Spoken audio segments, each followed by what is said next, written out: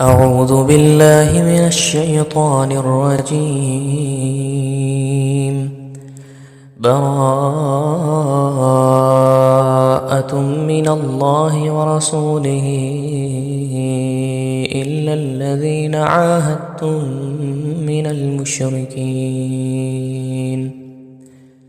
فسيحوا في الأرض 4 أشهر واعلموا أنكم غير معجز الله وأن الله مخزي الكافرين. وأذان من الله ورسوله إلى الناس يوم الحج الأكبر أن الله بريء من المشركين ورسوله فإن تبتم فهو خير لكم وإن توليتم فاعلموا أنكم غير معجز الله وبشر الذين كفروا بعذاب أليم. إلا الذين عاهدتم من المشركين ثم لم ينقصكم شيئا ولم يظاهروا عليكم أحدا فأتموا إليهم عهدهم إلى مدتهم إن الله يحب المتقين. فإذا انسلخ الأشهر الحرم فاقتلوا المشركين حيث وجدتموهم وخذوهم واحصروهم واقعدوا لهم كل مرصد فإن تابوا وأقاموا الصلاة وآتوا الزكاة فخلوا سبيلهم إن الله غفور رحيم. وإن أحد من المشركين استجارك فآجره حتى يسمع كلام الله ثم أبلغه مأمنه ذلك بأنهم قوم لا يعلمون. كيف يكون للمشركين عهد عند الله وعند رسوله إلا الذين عاهدتم عند المسجد الحرام فما استقاموا لكم فاستقيموا لهم إن الله يحب المتقين.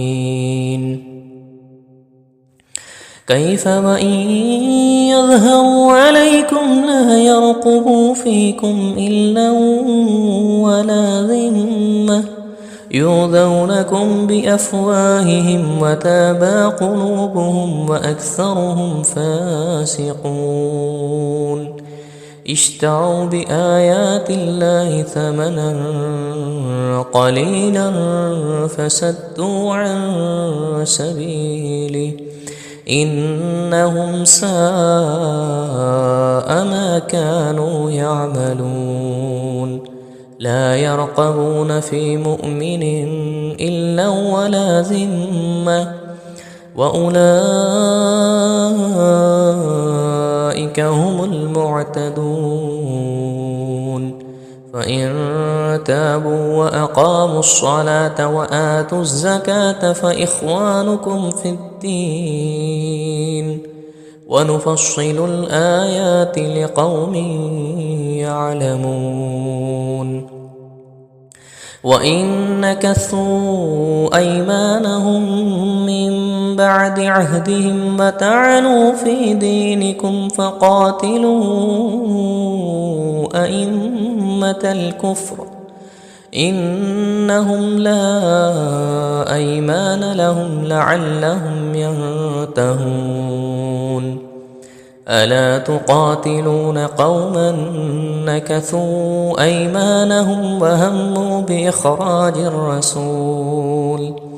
بإخراج الرسول وهم بدأكم أول مرة أتخشونهم فالله أحق أن تخشوه إن كنتم مؤمنين قاتلوهم يعذبهم الله بأيديكم ويخزهم وينصركم عليهم ويشف صدور قوم مؤمنين ويذهب غيظ قلوبهم ويتوب الله على من يشاء والله عليم حكيم. أم حسبتم أن تتركوا ولما يعلم الله الذين جاهدوا منكم ولم يتخذوا من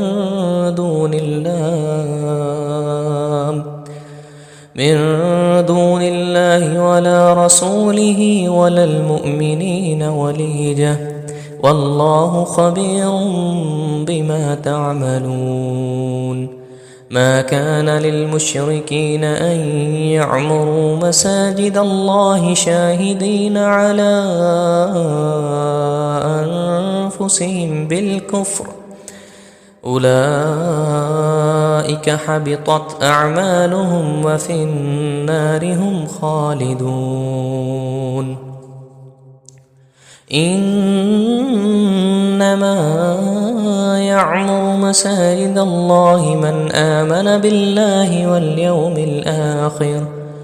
واليوم الآخر وأقام الصلاة وآتى الزكاة ولم يخش إلا الله فعسى أولئك أن يكونوا من المهتدين.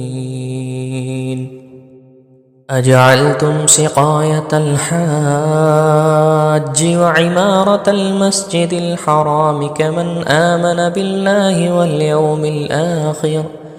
واليوم الآخر وجاهد في سبيل الله لا يستوون عند الله والله لا يهدي القوم الظالمين. الذين آمنوا وهاجروا وجاهدوا في سبيل الله بأموالهم وأنفسهم أعظم درجة عند الله وأولئك هم الفائزون.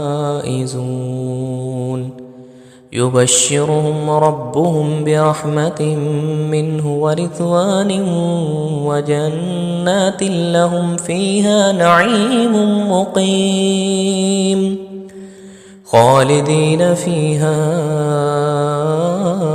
أبدا إن الله عنده أجر عظيم. يا أيها الذين آمنوا لا تتخذوا آباءكم وإخوانكم أولياء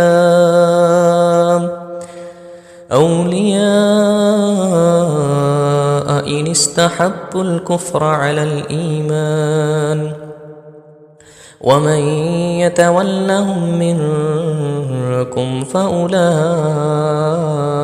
هم الظالمون. قل إن كان آباؤكم وأبناؤكم وإخوانكم وأزواجكم وعشيرتكم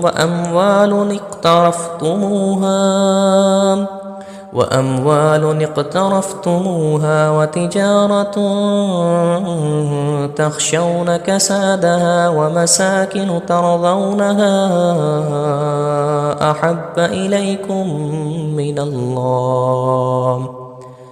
من الله ورسوله وجهاد في سبيله فتربصوا حتى يأتي الله بأمره والله لا يهدي القوم الفاسقين. لقد نصركم الله في مواطن كثيرة ويوم حنين إذ أعجبتكم كثرتكم فلم تغن عنكم شيئا وذاقت عليكم الأرض بما رحبت ثم وليتم مدبرين ثم أنزل الله سكينته على رسوله وعلى المؤمنين وأنزل جنودا لم تروها وعذب الذين كفروا وذلك جزاء الكافرين. ثم يتوب الله من بعد ذلك على من يشاء والله غفور رحيم. يا أيها الذين آمنوا إنما المشركون نجس فلا يقربوا المسجد الحرام بعد عامهم هذا وإن خفتم عيلة فسوف يغنيكم الله من فضله إن شاء إن الله عليم حكيم. قاتلوا الذين لا يؤمنون بالله ولا باليوم الآخر ولا يحرمون ما حرم الله ورسوله ولا يدينون دين الحق من الذين أوتوا الكتاب حتى يعطوا الجزية عن يد وهم صاغرون. وقالت اليهود عزير ابن الله وقالت النصارى المسيح ابن الله ذلك قولهم بأفواههم يضاهئون قول الذين كفروا من قبل قاتلهم الله أنى يؤفكون. اتخذوا أحبارهم ورهبانهم أربابا من دون الله والمسيح ابن مريم وما أمروا إلا ليعبدوا إلها واحدا لا إله إلا هو سبحانه عما يشركون. يريدون أن يطفئوا نور الله بأفواههم ويأبى الله إلا أن يتم نوره ولو كره الكافرون. هو الذي أرسل رسوله بالهدى ودين الحق ليظهره على الدين كله ولو كره المشركون. يا أيها الذين آمنوا إن كثيرا من الأحبار والرهبان ليأكلون أموال الناس بالباطل ويصدون عن سبيل الله. والذين يكنزون الذهب والفضة ولا ينفقونها في سبيل الله فبشرهم بعذاب أليم. يوم يحمى عليها في نار جهنم فتقوى بها جباههم وجنوبهم وظهورهم هذا ما كنزتم لأنفسكم فذوقوا ما كنتم تكنزون. إن عدة الشهور عند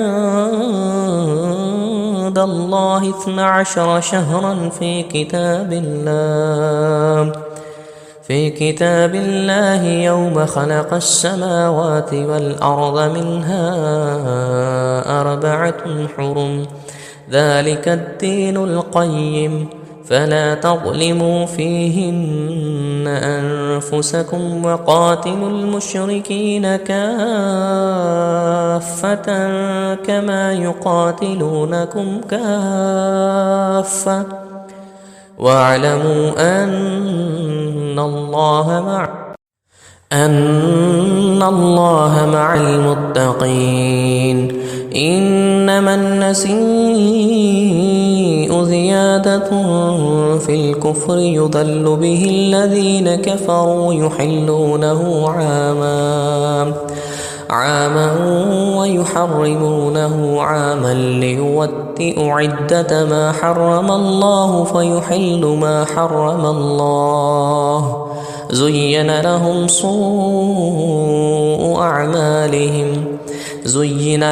سوء أعمالهم والله لا يهدي القوم الكافرين. يا أيها الذين آمنوا ما لكم إذا قيل لكم انفروا في سبيل الله اثاقلتم إلى الأرض أرضيتم بالحياة الدنيا من الآخرة فما متاع الحياة الدنيا في الآخرة إلا قليل. إلا تنفروا يعذبكم عذابا أليما ويستبدل قوما غيركم ولا تضره شيئا والله على كل شيء قدير. إلا تنصروه فقد نصره الله إذ أخرجه الذين كفروا ثاني اثنين إذ هما في الغار إذ يقول لصاحبه لا تحزن إن الله معنا فأنزل الله سكينته عليه وأيده بجنود لم تروها وجعل كلمة الذين كفروا السفلى وكلمة الله هي العليا والله عزيز حكيم. انفروا خفافا وثقالا وجاهدوا بأموالكم وأنفسكم في سبيل الله ذلكم خير لكم إن كنتم تعلمون. لو كان عرضا قريبا وسفرا قاصدا لاتبعوك ولكن بعدت عليهم الشقة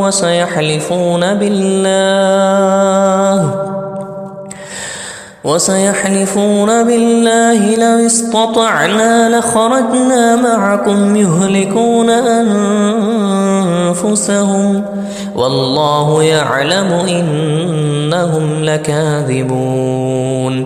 عفى الله عنك لم أذنت لهم حتى يتبين لك الذين صدقوا وتعلم الكاذبين. لا يستأذنك الذين يؤمنون بالله واليوم الآخر أن يجاهدوا بأموالهم وأنفسهم والله عليم بالمتقين. إنما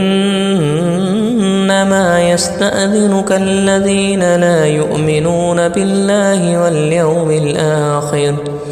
واليوم الآخر وارتابت قلوبهم فهم في ريبهم يترددون. ولو أرادوا الخروج لأعدوا له عدة ولكن كره الله بعثهم فثبتهم وقيل اقعدوا مع القاعدين. لو خرجوا فيكم ما زادكم إلا خبالا ولا أوضعوا خلالكم يبغونكم الفتنة وفيكم سماعون لهم والله عليم بالظالمين. لقد ابتغوا الفتنة من قبل وقلبوا لك الأمور حتى جاء الحق وظهر أمر الله وهم كارهون ومنهم من يقول ائذن لي ولا تفتني ألا في الفتنة سقطوا وإن جهنم لمحيطة بالكافرين إن تصبك حسنة تسؤهم وإن تصبك مصيبة يقولوا قد أخذنا أمرنا من قبل ويتولوا وهم فرحون قل لن يصيبنا إلا ما كتب الله لنا هو مولانا وعلى الله فليتوكل المؤمنون قل هل تربصون بنا إلا إحدى الحسنين قل هل تربصون بنا إلا إحدى الحسنين ونحن نتربص بكم أن يصيبكم الله بعذاب من عنده أو بأيدينا فتربصوا إنا معكم متربصون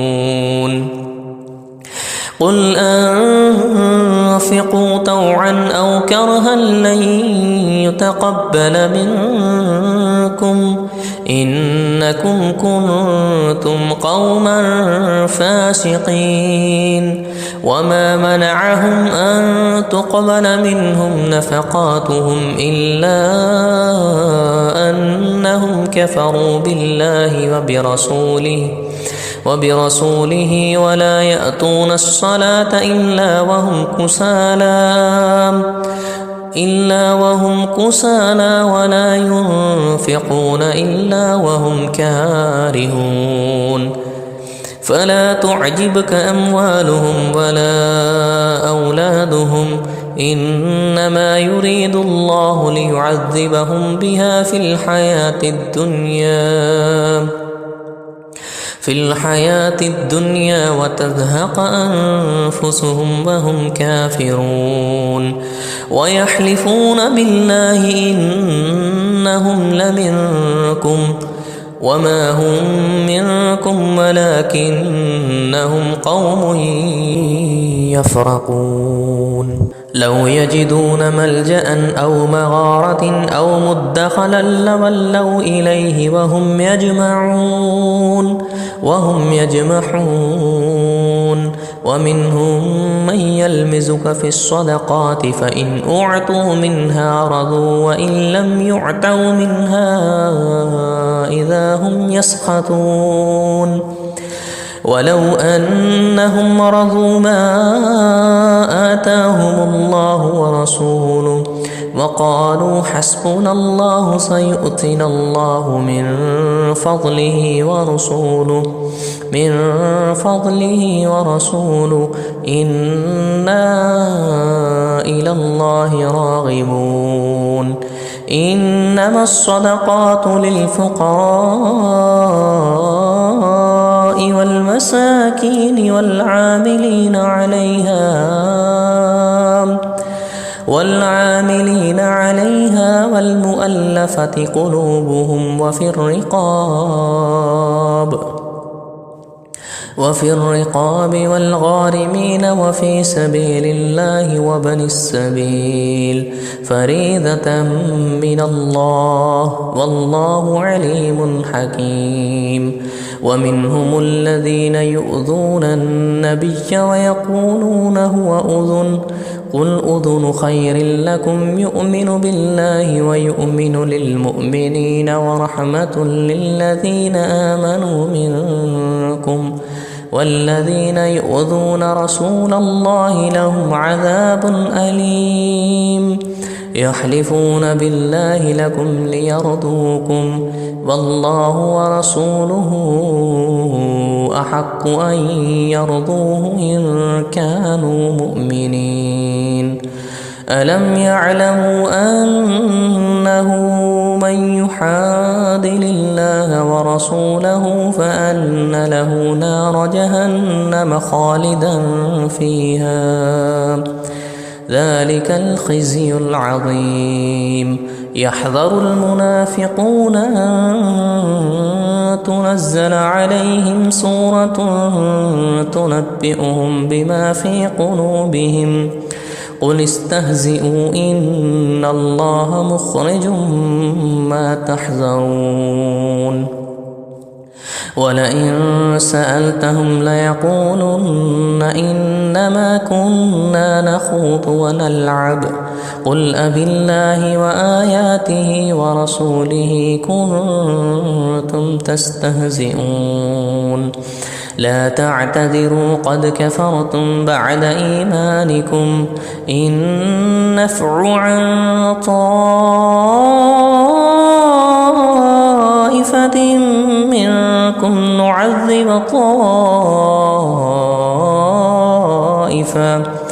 نعذب طائفة بأنهم كانوا مجرمين. المنافقون والمنافقات بعضهم من بعض يأمرون بالمنكر وينهون عن المعروف ويقبضون أيديهم نسوا الله فنسيهم إن المنافقين هم الفاسقون. وعد الله المنافقين والمنافقات والكفار نار جهنم خالدين فيها هي حسبهم ولعنهم الله ولهم عذاب مقيم. كالذين من قبلكم كانوا أشد منكم قوة وأكثر أموالا وأولادا فاستمتعوا بخلاقهم فاستمتعتم بخلاقكم كما استمتع الذين من قبلكم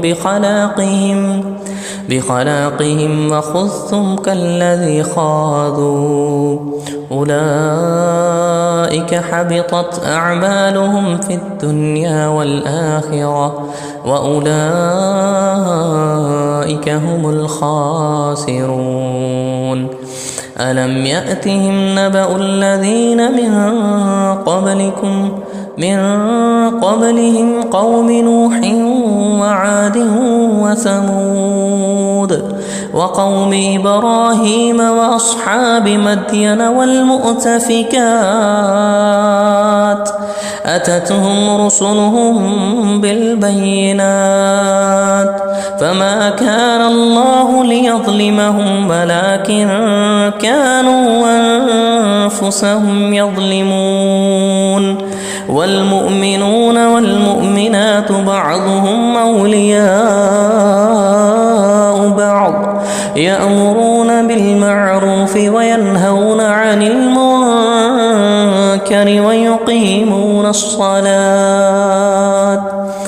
ويقيمون الصلاة ويؤتون الزكاة ويطيعون الله ورسوله أولئك سيرحمهم الله إن الله عزيز حكيم. وعد الله المؤمنين والمؤمنات جنات تجري من تحتها الأنهار خالدين فيها ومساكن طيبة في جنات عدن ورضوان من الله أكبر ذلك هو الفوز العظيم. يا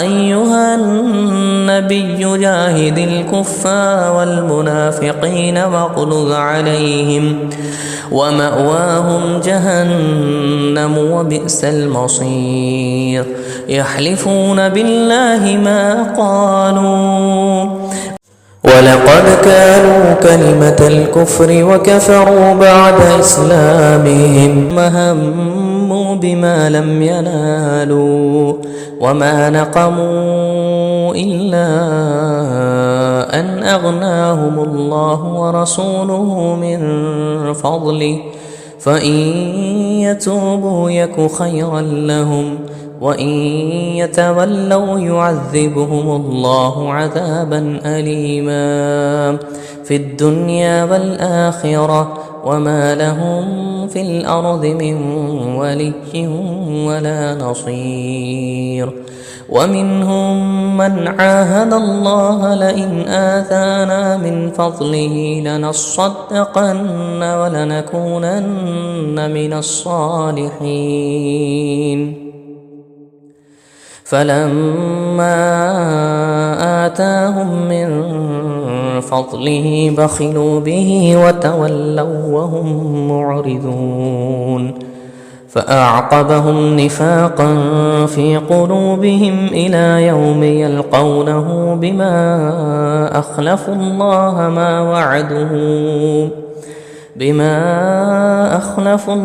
ما وعدوه وبما كانوا يكذبون ألم يعلموا أن الله يعلم سرهم ونجواهم وأن الله علام الغيوب الذين يلمزون المطوعين من المؤمنين في الصدقات والذين لا يجدون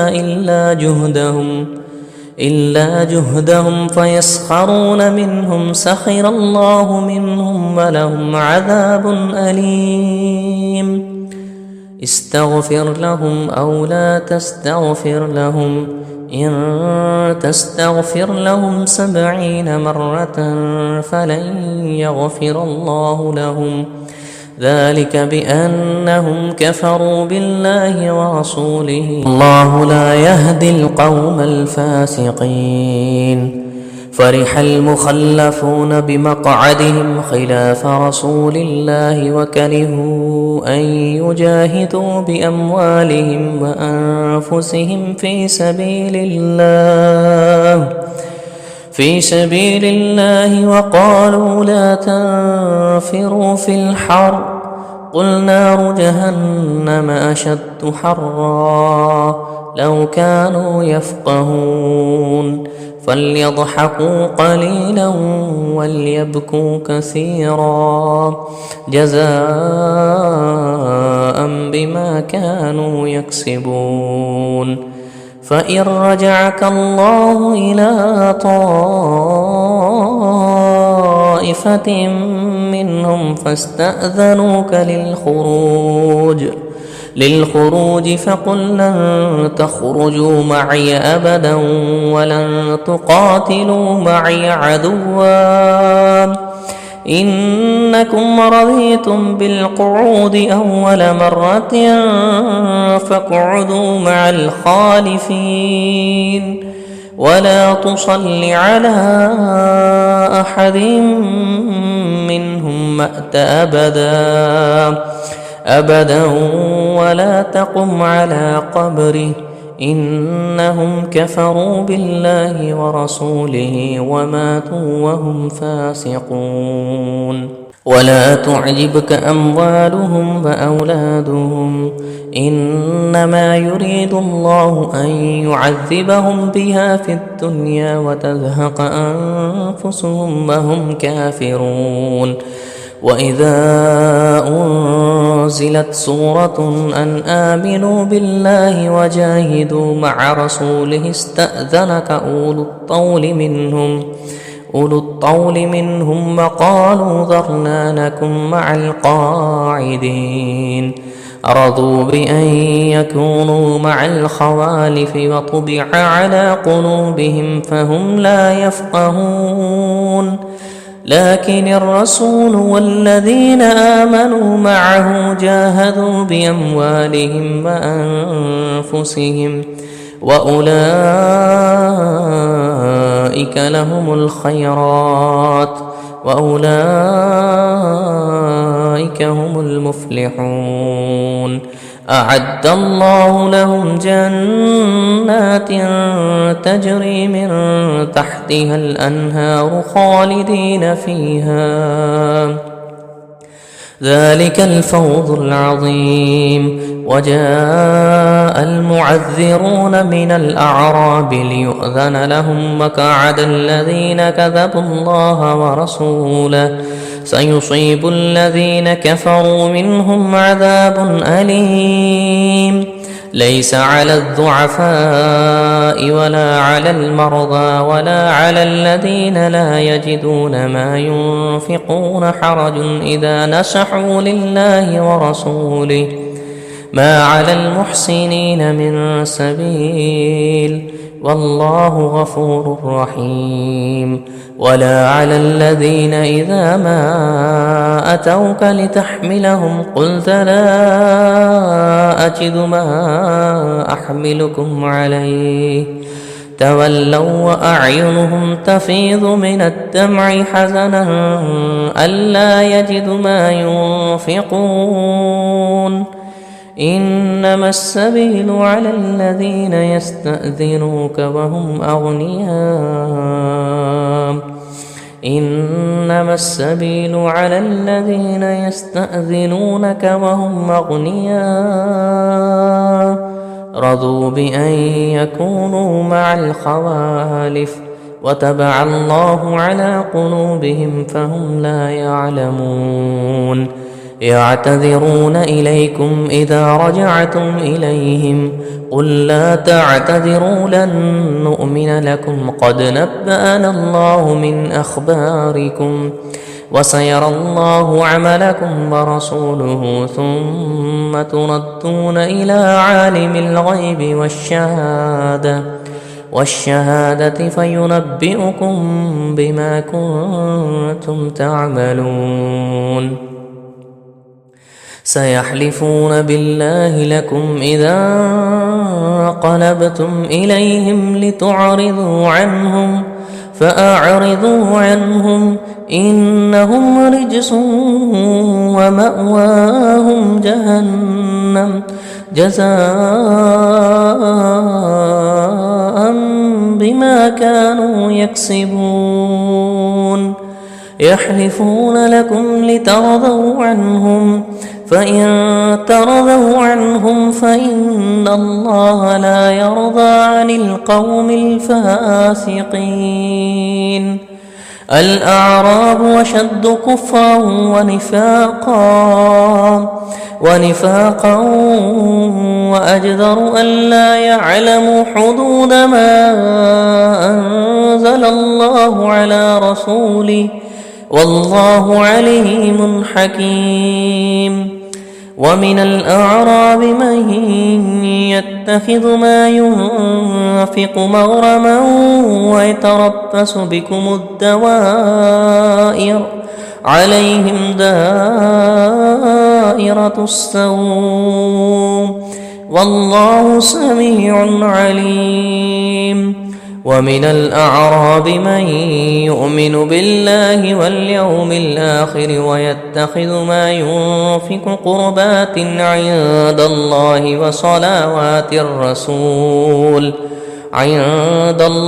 وصلوات الرسول ألا إنها قربة لهم سيدخلهم الله في رحمته إن الله غفور رحيم. والسابقون الأولون من المهاجرين والأنصار والذين اتبعوهم بإحسان رضي الله عنهم ورضوا عنه وأعد لهم جنات تجري تحتها الأنهار خالدين فيها أبدا ذلك الفوز العظيم. وممن حولكم من الأعراب منافقون ومن أهل المدينة مرضوا على النفاق لا تعلمهم نحن نعلمهم سنعذبهم مرتين ثم يردون إلى عذاب عظيم سنعذبهم مرتين ثم يردون إلى عذاب عظيم. وآخرون اعترفوا بذنوبهم خلطوا عملا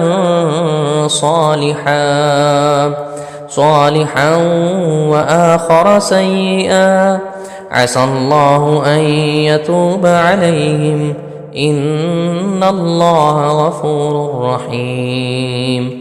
خذ من أموالهم صدقة تطهرهم وتزكيهم بها وصل عليهم إن صلاتك سكن لهم والله سميع عليم.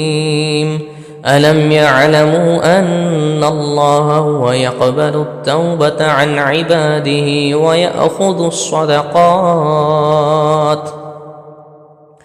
ويأخذ الصدقات وأن الله هو التواب الرحيم.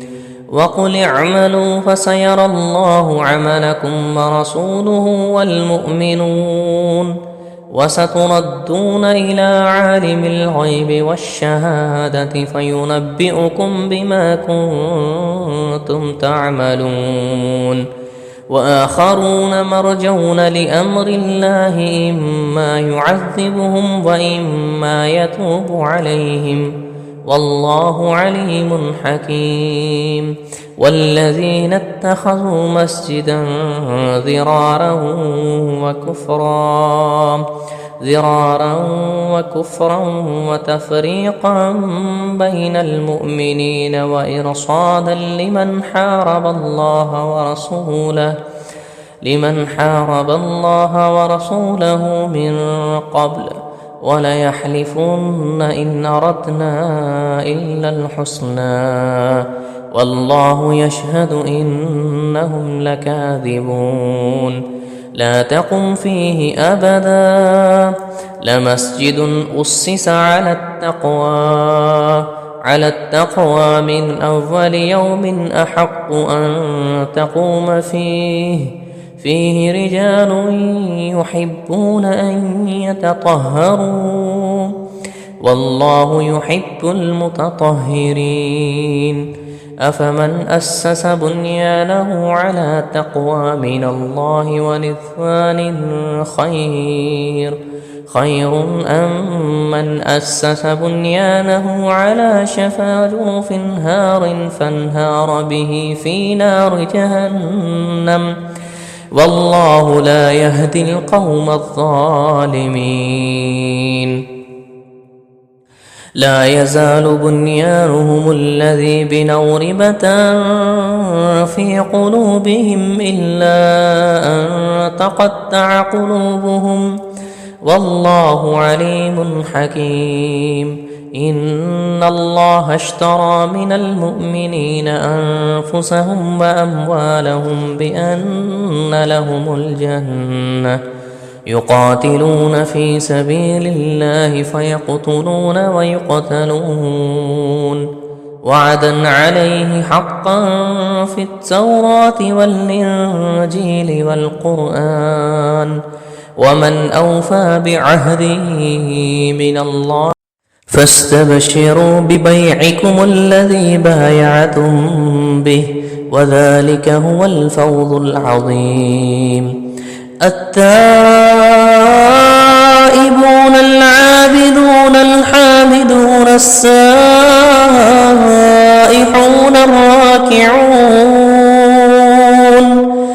الراكعون الساجدون الآمرون بالمعروف والناهون عن المنكر والحافظون لحدود الله وبشر المؤمنين.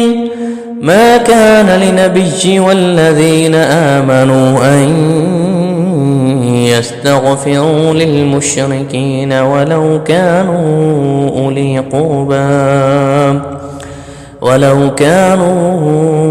أولي قربى من بعد ما تبين لهم أنهم أصحاب الجحيم. وما كان استغفار إبراهيم لأبيه إلا عن موعدة وعدها إياه فلما تبين له أنه عدو لله تبرأ منه إن إبراهيم لأواه حليم.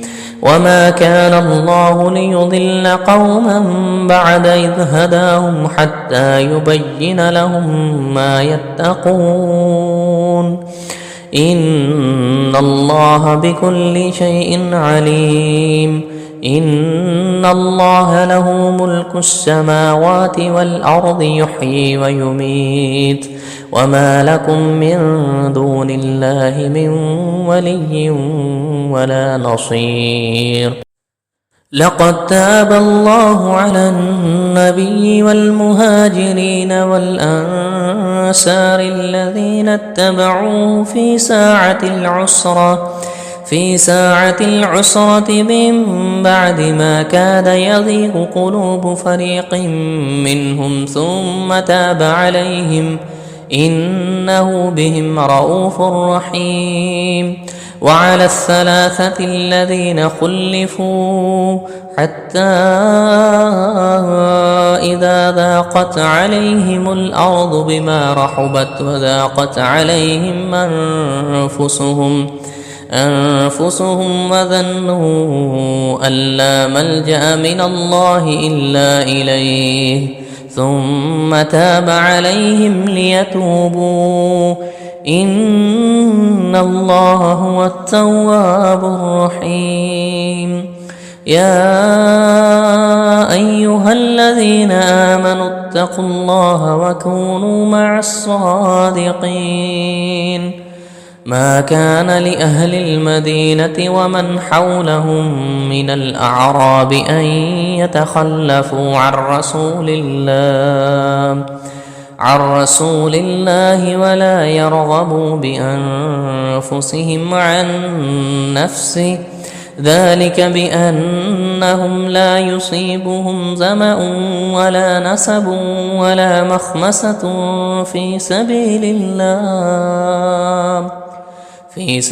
الله ولا يطؤون موطئا يغيظ الكفار ولا ينالون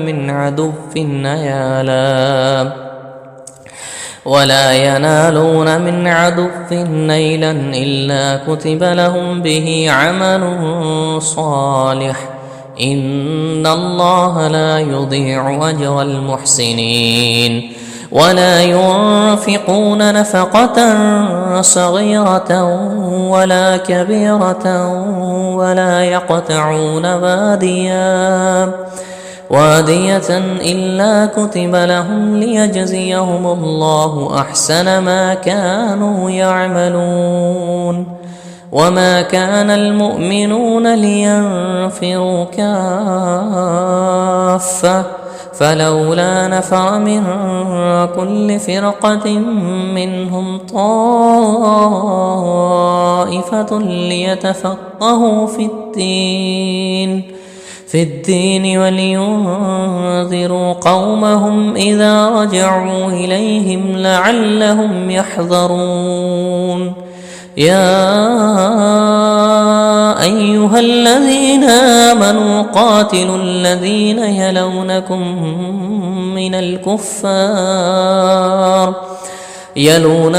من الكفار وليجدوا فيكم غلظة واعلموا أن الله مع المتقين. وإذا ما أنزلت سورة فمنهم من يقول أيكم زادته هذه إيمانا فأما الذين آمنوا فزادتهم إيمانا وهم يستبشرون وأما الذين في قلوبهم مرض فزادتهم رجسا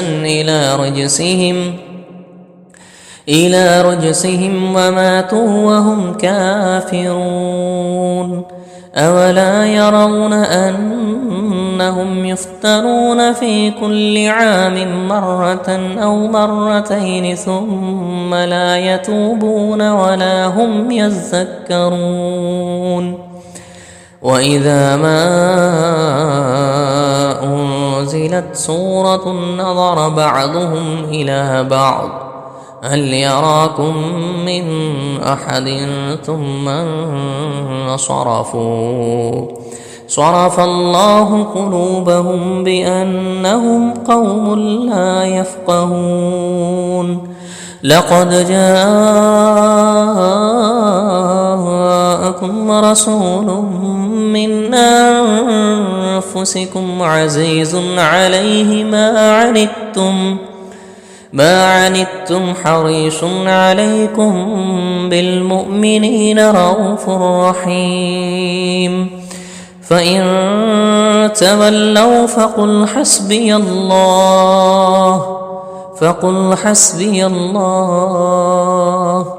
فقل حسبي الله لا إله إلا هو عليه توكلت وهو رب العرش العظيم.